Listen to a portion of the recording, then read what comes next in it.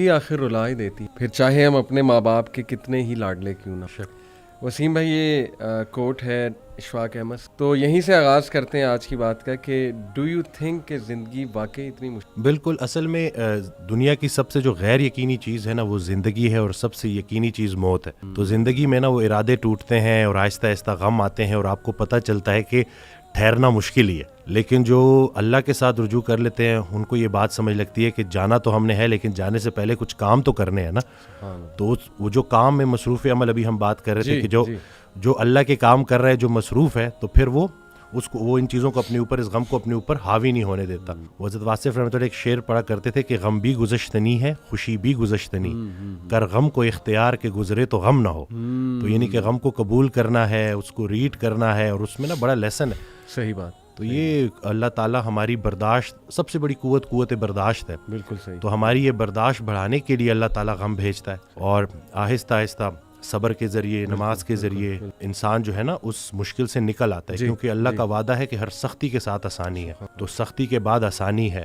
اور اکثر لوگ جو نا امید ہو جاتے ہیں نا، تو اللہ کی رحمت سے نا امید ہونا اصل میں اپنے مستقبل سے نا امید ہونا ہے۔ تو جب آپ اللہ سے پر امید رہتے ہو، ہوپ فل رہتے ہو، تو پھر وہ دن خیر سے گزر جاتے ہیں۔ کیا بات وسیم بھائی، اگر ہم دنیا پہ نظر دوڑائیں، ایسے غم ہیں، یعنی لوگوں کی جب سٹوریز سنتے ہیں اور اوور آل ورلڈ میں دیکھ لیں آپ، اور جو ہسٹری میں پاسٹ میں ہوا ہے، مطلب ایسے غم آپ کو نظر آئیں گے نا کہ انسان رو پڑتا ہے کہ یار واقعی دنیا میں بڑا غم ہے۔ لیکن اگر ہم یہیں پہ رک جائیں نا کہ بس دنیا میں بڑا غم ہے، زندگی بہت مشکل ہے، تو پھر تو ہوپ لیسنس ہے، پھر تو جو ہے نا وہ ایک ڈارکنیس ہے، ایک اندھیرا ہے۔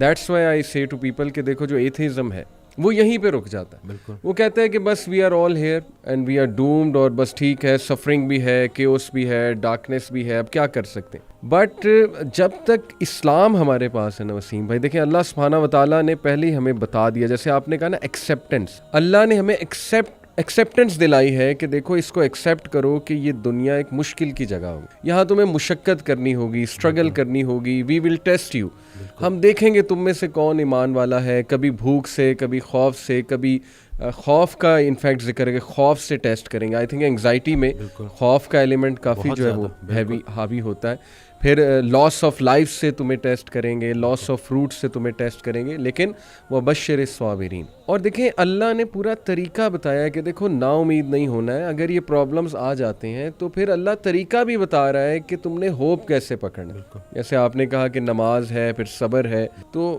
How amazing is the philosophy of our religion. بالکل، سبحان اللہ۔ اور جو ایتھیسٹ جو نہ ماننے والا ہے، وہ میں اس کو یہی بولوں گا کہ وہ بیچارہ اللہ کی نعمتیں بھی استعمال کرتا ہے اور اللہ کو مانتا بھی نہیں ہے۔ سبحان، ٹھیک ہے نا۔ تو تحقیق جو ہے نا وہ آپ کو بعد میں وہاں پہ پہنچائے گی جہاں تسلیم پہنچائے گی آپ کو پہلے۔ تو جو سرنڈر کرنا ہے نا، یہی سب کچھ ہم نے کرنا ہے۔ ایک آڈیو میں وہ بیان کر رہے تھے حضرت، تو انہوں نے کہا کہ پورا سرنڈر کرنا ہے۔ تو جواب آیا کہ حضرت اتنی کمزور صلاحیتوں کے ساتھ پورا سرنڈر کیسے کروں؟ تو انہوں نے کہا کہ تم پورا سرنڈر کرو، تمہاری صلاحیتیں بھی پوری ہو جائیں گی۔ سبحان اللہ۔ تو یہ ہے کہ جب آپ پورا سرنڈر کرتے ہو نا، یہ جو اپنی کارسازی نکالو گے تو کارساز کی کارسازی سمجھ آئے گی نا۔ تو یہ جو اللہ ہے نا، یہ ہمارے ارادوں کو توڑتا ہے، اور نہیں آتی کوئی پریشانی اس وقت تک جب تک وہ بڑی پریشانی کو ٹالنے نہ آئی ہو۔ وہ ایک واقعہ سناتے تھے کہ ایک بندہ ایک اللہ والے کے پاس جاتا ہے اور کہتا ہے کہ میرا مکان نہیں بک رہا، تو دعا کریں۔ تو انہوں نے کہا کہ نہیں، تمہارا مکان نہیں بکے گا، جاؤ۔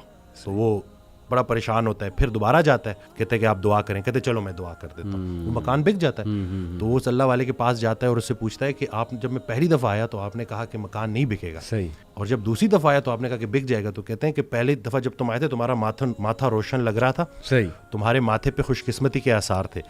دوسری دفعہ جب تم آئے تو تمہارے ماتھے سے بدقسمتی کے آثار آ رہے تھے، کیونکہ بڑا بدقسمت ہے وہ انسان جس کی زندگی میں اس کا گھر بک جائے۔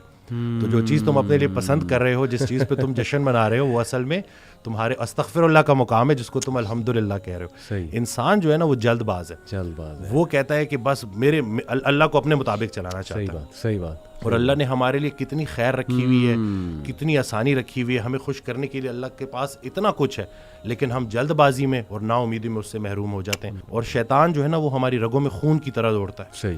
تو اس کا طریقہ واردات ہے ہی یہ وسوسہ دینا۔ وسوسہ جو ہے نا وہ ایمان کی نفی ہے، اور یقین جو ہے نا وہ وسوسے کو نفی کرتا ہے۔ کیا بات۔ تو ہم نے یقین کو پختہ کرنا ہے، یقین نور ہے، شک اندھیرا ہے. تو اسی طرح سے یہ وسوسے کے اوپر سوال کیا گیا تو حضرت کہتے ہیں کہ میرا اللہ پہ یقین بے گماں ہے جو علم بن گیا. تم بھی وہ یقین پیدا کر لو, تمہیں بھی علم مل جائے گا. زبردست.